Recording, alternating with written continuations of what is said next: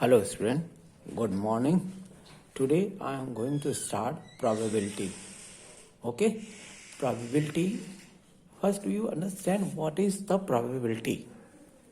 The probability is uncertainty of any happening. Any happening means if you think that today is raining but it does not happen. Okay, if you toss a coin, you say tail, it comes head.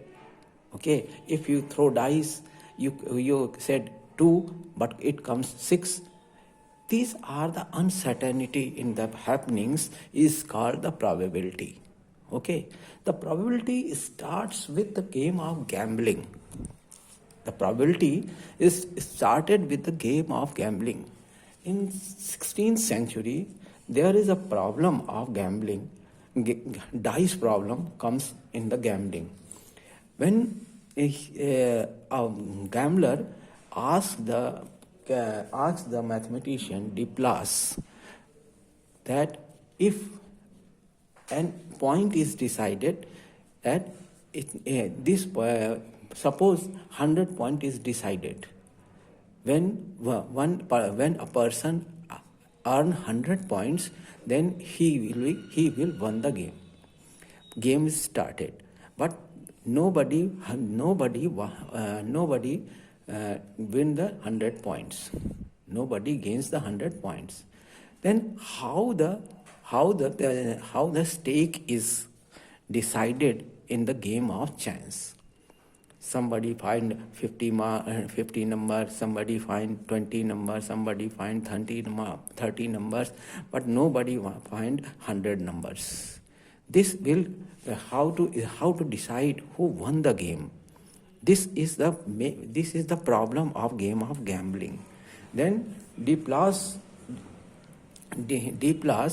discussed this problem with his associated mathematician de Fermat, and both are discussed this problem in many ways.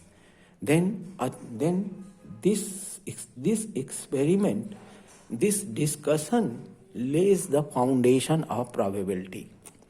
It means the probability started with the game of gambling. This mathematics is started with the game of gambling. And today this problem, this probability, this mathematics is taken place in all these subjects, even in statics, economics, physics, chemistry, biology, etc. All the subjects, this probability is taken place. Therefore, this probability chapter is very important. Okay, we can define the probability that probability is the uncertainty in any happenings. There is some terms related to the probability.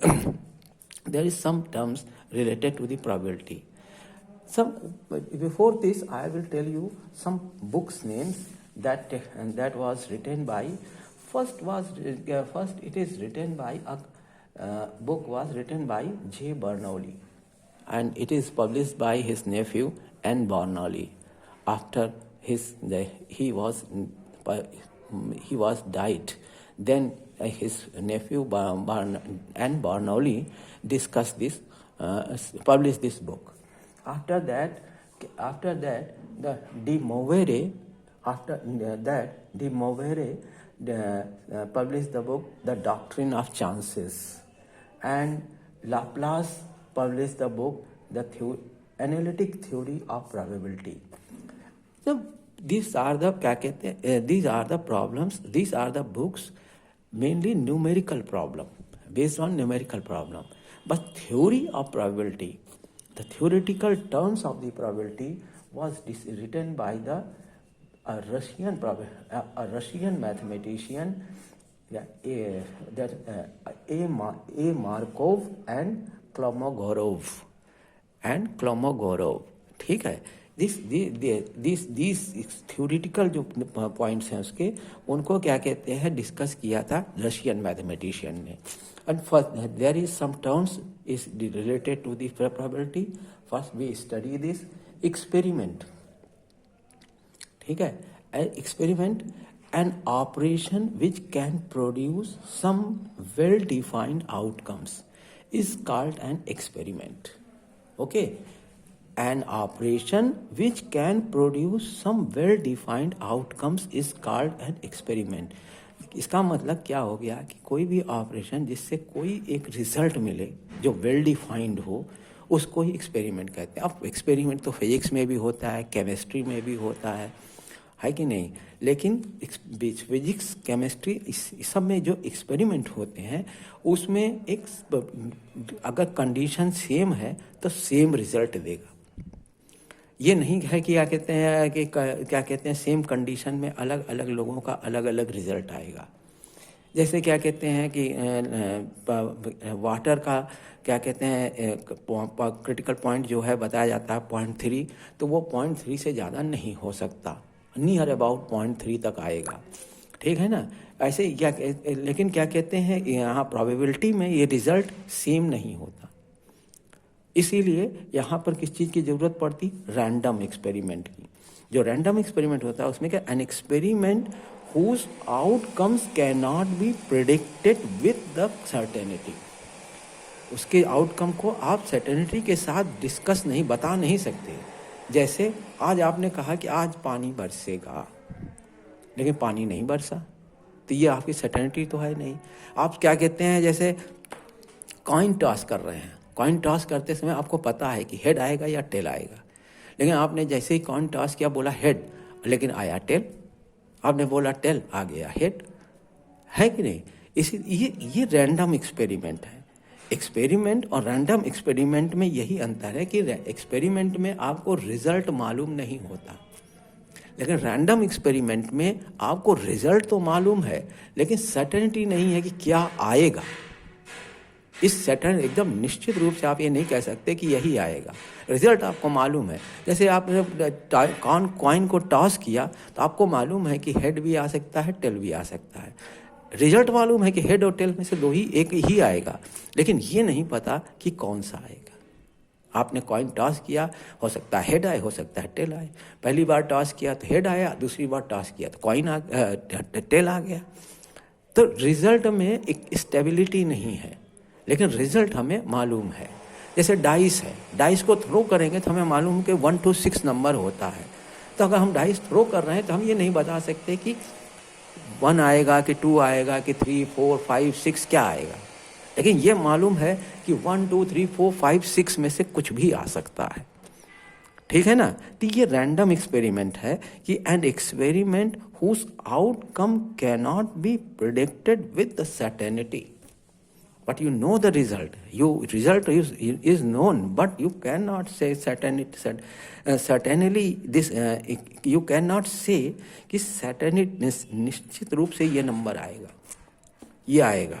Okay. तो experiment क्या है?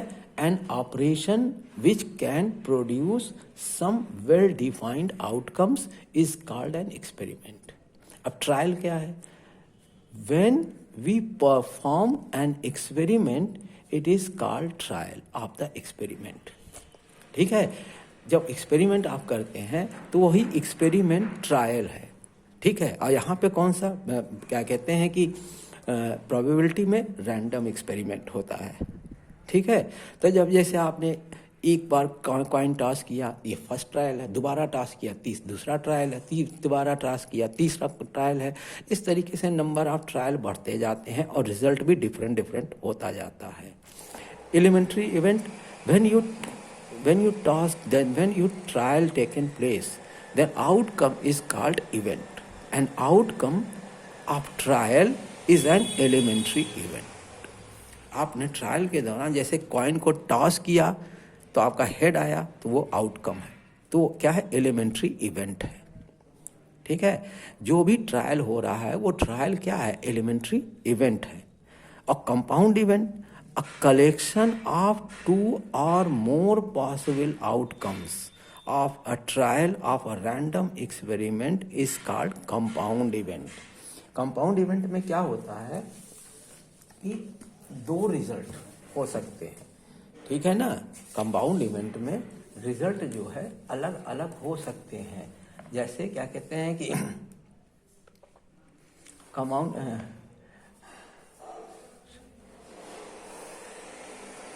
तो दो का क्या कहते हैं, अलग अलग एलिमेंट्री इवेंट्स जो है उनको कंपाउंड इवेंट कहते हैं। दो अलग अलग एलिमेंट्री इवेंट्स जो होंगे वो कंपाउंड इवेंट कहे जाएंगे। ठीक है ना, कि अगर आपने क्या कहते हैं एक ट्रायल किया और एक कॉइन टॉस किया और दोबारा टॉस किया तो दो रिजल्ट आए, ये कंपाउंड इंटरेस्ट, ये कंपाउंड इवेंट है। ठीक है ना। फिर उसके बाद रैंडम एक्सपेरिमेंट मैंने बता दिया।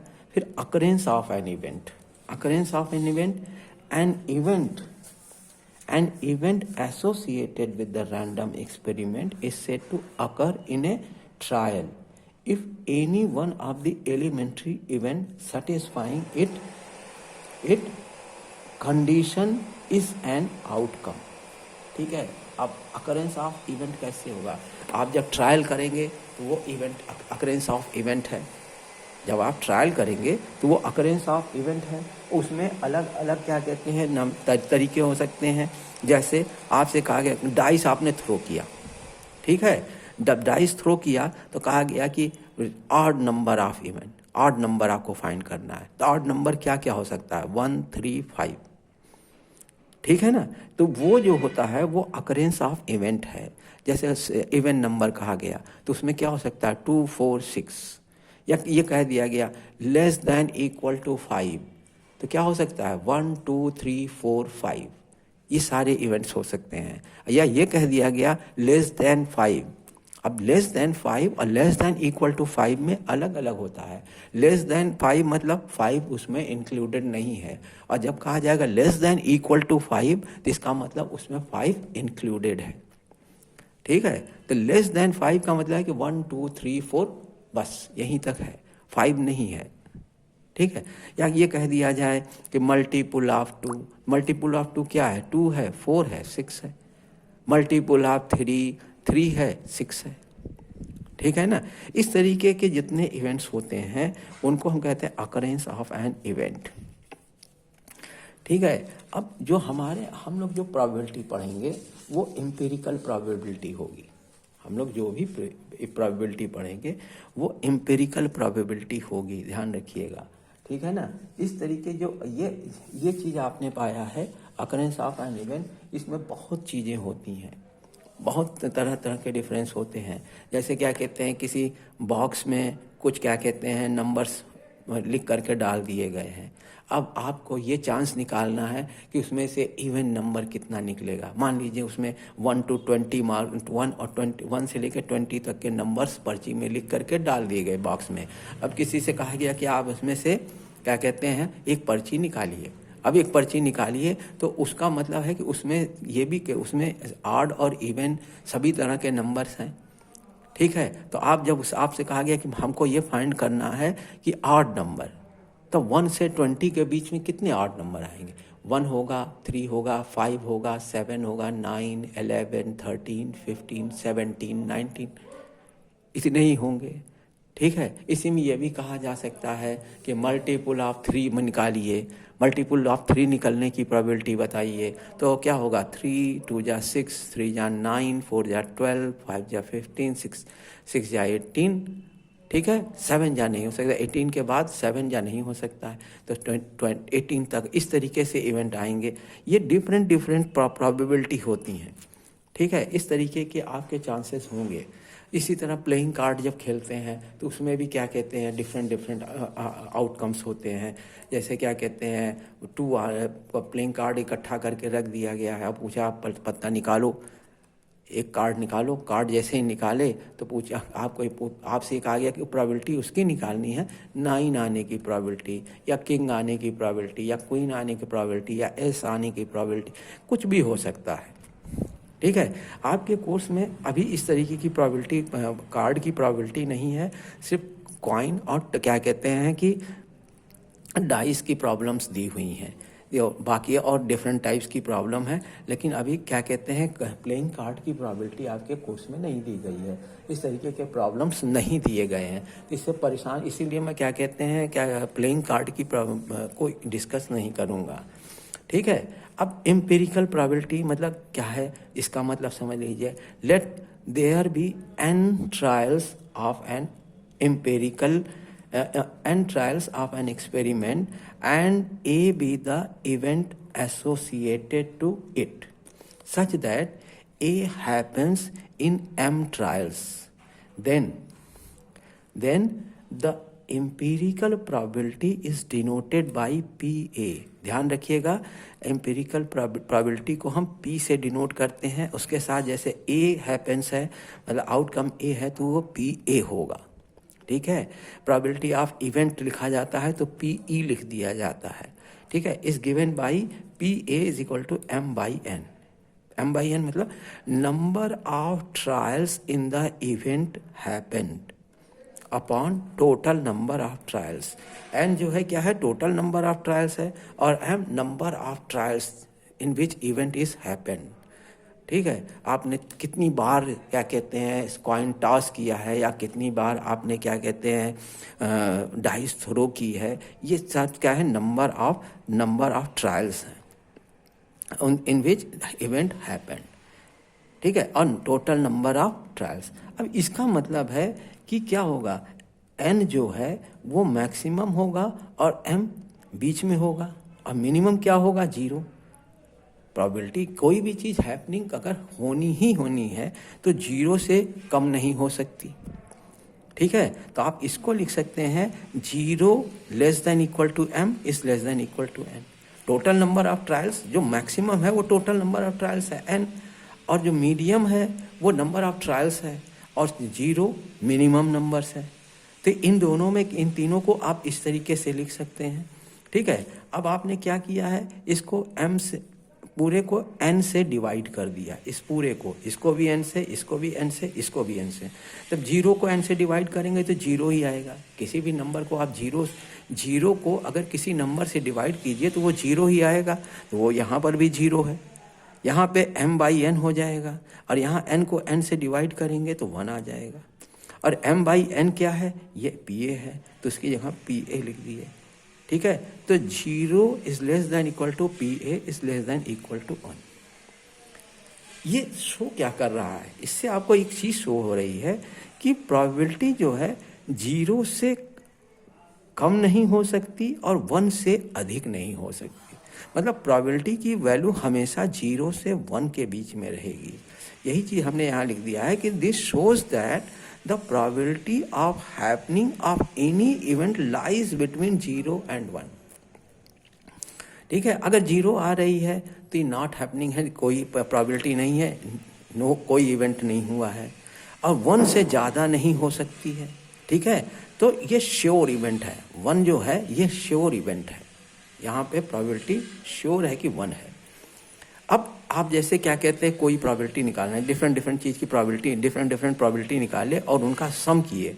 अगर सम 1 से ज़्यादा हो रहा है तो आपकी प्रोबेबिलिटी का आंसर गलत है, अगर 1 से कम नहीं है तो वो गलत है, सही है। अगर 1 से कम है तो सही है, अगर 1 है तो सही है, लेकिन 1 से 0.1 भी ज़्यादा है तो वो गलत है।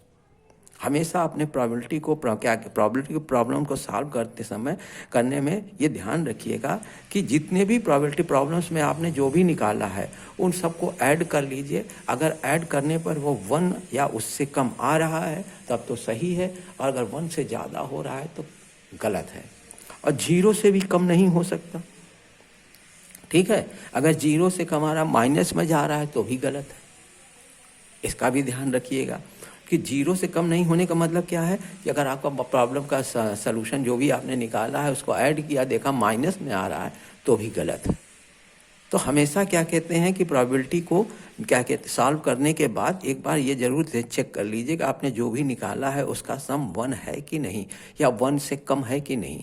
0 से 1 के बीच में होना चाहिए आपका आंसर। अगर 0 से 1 के बीच में नहीं है तो आपका आंसर गलत है, इसको ध्यान रखिएगा, ठीक है। इस पूरे चीज़ों को आप नोट कर लीजिएगा, नोट करके अपने नोट्स में लिख लीजिएगा, याद कर लीजिएगा, क्योंकि इस पर भी बेस्ड क्वेश्चन आपको एग्जामिनेशन में पूछे जाएंगे। जो फिल इन दी ब्लैंक्स होता है, ट्रू एंड फॉल्स होता है, वहाँ पे इसी चीज़ को डिफरेंट तरीके से लिख करके पूछा जाएगा, ठीक है ना? तो इसको आप ढंग से नोट कर लीजिएगा, फिर से समझ लीजिए कि प्रोबेबिलिटी जो है अनसर्टेनिटी है, अनसर्टेनिटी ऑफ हैपनिंग्स है, किसी भी चीज़ के होने की चांसेस है, श्योरिटी नहीं है कि ये हो जाएगा। इसीलिए इसको प्रोबेबिलिटी कहा गया है, मतलब प्रोबेबल, हो सकता है। ये डिसाइड नहीं कर सकते कि आप ये हो ही जाएगा। जब होने की बात वो होती है तब वो क्या कहते हैं, अलग चीज़ होती है। अब एक्सपेरिमेंट जैसे है, अब एक्सपेरिमेंट में क्या है, एक्सपेरिमेंट तो फिजिक्स और केमिस्ट्री में भी कर रहे हैं आप, लेकिन वहाँ क्या कहते हैं, ये डिसाइडेड है कि सेम फैसिलिटी और कंडीशन में एक ही रिजल्ट सारे बच्चों का होगा, अलग अलग डिफरेंट रिजल्ट नहीं हो सकता है, ठीक है। लेकिन प्रोबेबिलिटी में एक्सपेरिमेंट तो है, लेकिन रैंडम एक्सपेरिमेंट है। रैंडम एक्सपेरिमेंट में क्या होता है, आपको रिजल्ट तो मालूम है, लेकिन आप ये डिसाइड नहीं कर सकते कि क्या कहते हैं कि ये यही आएगा, रिजल्ट यही होगा, ठीक है ना। जैसे आपने कॉइन टॉस किया, तो एक बार आपने टॉस किया, हेड आया, दूसरे ने उसी जगह बैठ कर टॉस किया, उसका टेल आ गया। डाइस को थ्रो किया, आपने थ्रो किया, 2 आया, आपके दोस्त ने ट्राई उसी जगह पे बैठे बैठे थ्रो किया, उसका 4 आ गया। तो रिजल्ट सेम नहीं आ रहा है, जबकि एक्सपेरिमेंट में रिजल्ट सेम होगा। जहाँ फिजिक्स और केमिस्ट्री वगैरह के जो एक्सपेरिमेंट होते हैं उसमें रिजल्ट सेम होता है, सब बच्चों का रिजल्ट एक निश्चित लिमिट के अंदर होता है, वो डिसाइडेड होता है, लेकिन वहाँ पे कंडीशन सेम होनी चाहिए, इंस्ट्रूमेंट सेम होने चाहिए। यहाँ पर ऐसा नहीं है। आप दो कॉइन ले लीजिए, एक आपका दोस्त ले ले, एक आप ले लीजिए। आपने अपने कॉइन से टॉस किया तो आया हेड, और आपके दोस्त ने अपने कॉइन से टॉस किया तो आया, उसका भी हेड आ सकता है, उसका भी, लेकिन उसका टेल भी आ सकता है। आपका टेल आया तो उसका हेड आ सकता है। ये कोई ज़रूरी नहीं है कि एक ही कंडीशन में एक ही तरह का रिजल्ट आए, इसीलिए इसको रैंडम एक्सपेरिमेंट कहते हैं, ठीक है। और जो आप एक्सपेरिमेंट करते हैं उसी को हम ट्रायल कहते हैं। जो भी आप एक्सपेरिमेंट कर रहे हैं, कॉइन को टॉस कर रहे हैं, डाइस को थ्रो कर रहे हैं, ये सब क्या है, ट्रायल है। जितनी बार आप डाइस को थ्रो कर रहे हैं वो नंबर ऑफ ट्रायल्स हैं, जितनी बार आप कॉइन्स को टॉस कर रहे हैं वो नंबर ऑफ ट्रायल्स हैं, ठीक है। उससे जो इवेंट, जो आउटकम आ रहा है वही क्या है, इवेंट है। जो भी आउटकम आ रहा है ट्रायल करने पर, मान लीजिए कॉइन टॉस किया तो फिर क्या कहते हैं, जो आउटकम आया हेड आ गया, तो वो क्या है, इवेंट है, एलिमेंट्री इवेंट उसी को कहते हैं। और कंपाउंड इवेंट में एक साथ दो चीज़ें की जाती हैं, दो कॉइन, दो क्या कहते हैं, वो टॉस कर डाइस थ्रो किए जा रहे हैं, तो वहाँ से कंपाउंड इवेंट आता है, ठीक है। जैसे क्या कहते हैं, आपने एक मान लीजिए